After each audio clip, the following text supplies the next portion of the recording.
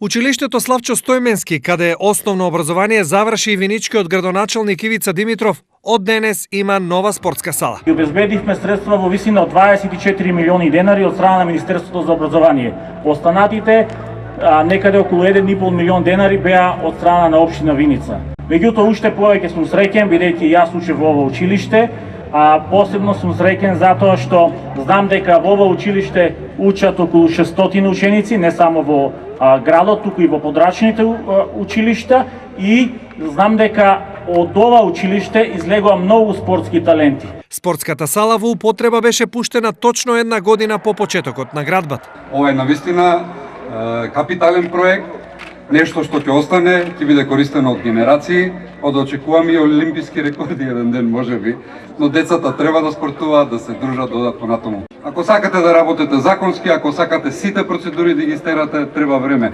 Но навистина во овој случај, благодарение на градоначалникот, во 12 месеци успеавме да се постават темелите и еве да присуствуваме на отварање еден прекрасен објект. Пуштањето во употреба на спортската сала се совпаѓа со 90 годишнината од постоењето на училиштето Славчо Стојменски во Виница. Во него во моментов учат околу 600 ученици.